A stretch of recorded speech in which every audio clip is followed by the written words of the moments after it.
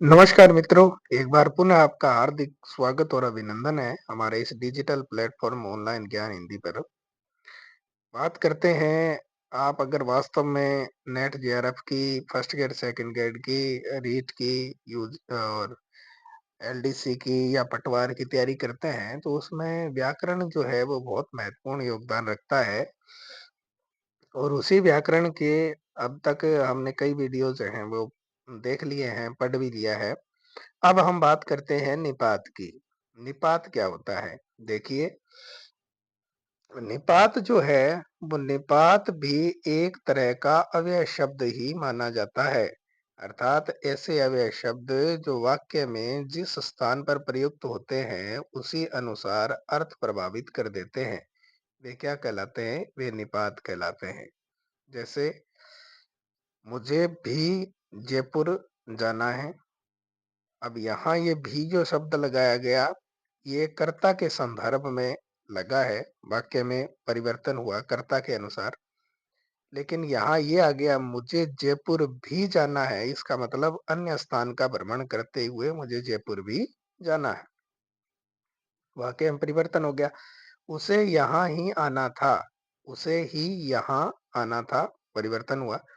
हमें तो अंग्रेजी पढ़नी है, हमें अंग्रेजी तो पढ़नी है।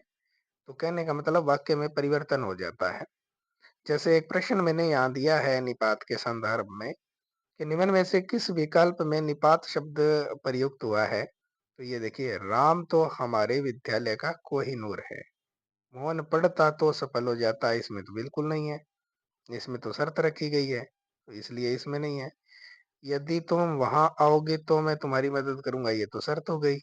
यदि युद्ध हुआ तो गोलियां बरसेगी। लेकिन यहाँ देखिए, राम तो हमारे विद्यालय का कोहिनूर है, तो डी ऑप्शन है वो हमारा सही हो जाएगा। कुछ विशेष तथ्य हैं जिनको हमें ध्यान रखना है, कि कुछ शब्द ऐसे होते हैं जो अनेक प्रकार की व्याकरणिक श्रेणियों में शामिल किए जाते हैं। शब्द की सही व्याकरणिक श्रेणी का निर्धारण वाक्य प्रयोग पर निर्भर करता है। वाक्य में जिस स्थान पर उस शब्द का प्रयोग किया जाता है, उसी के अनुसार उसकी श्रेणी निर्धारित भी की जाती है।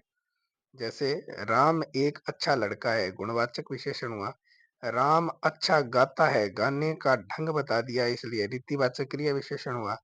अच्छा, राम भी आ गए, इसका मतलब विस्मयादिबोधक अव्यय हुआ। अच्छों के साथ रहोगे तो अच्छे बनोगे, इसमें जातिवाचक संज्ञा है शब्द एक तो, और रीतिवाचक क्रिया विशेषण हो गया।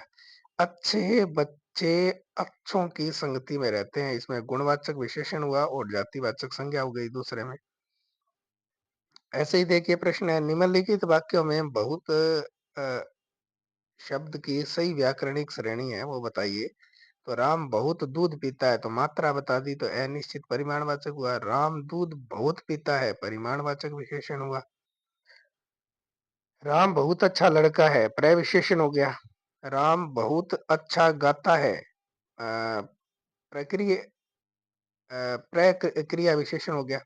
और बहुत खूब, आपने तो कमाल कर दिया, ये विस्मयादिबोधक कवि हुआ। मैंने बहुतों को पढ़ाया, ये जातिवाचक संज्ञा हो गया। किस विकल्प के अंदर अंदर जो शब्द है उसका प्रयोग समुच्चयबोधक अव्यय के रूप में हुआ है? ऐसा प्रश्न आपसे पेपर में पूछे तो देखिए, बच्चे अंदर है, ये तो स्थानवाचक क्रिया विशेषण हुआ। बच्चे घर के अंदर है, ये संबंध बोधक हो गया। उक्त दोनों या किसी में नहीं, तो इसमें तो किसी में नहीं, अंदर शब्द का समुच्चय बोधक अव्यय में जो प्रयोग है वो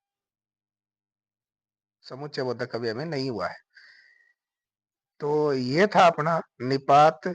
जो निपात क्या करते हैं, किसी भी वाक्य के अंदर प्रयुक्त होते हैं तो इस वाक्य के अर्थ में जो है परिवर्तन ला देते हैं। तो वीडियो को लाइक करें, शेयर करें, चैनल को सब्सक्राइब करें, बेल आइकन को प्रेस करें। धन्यवाद।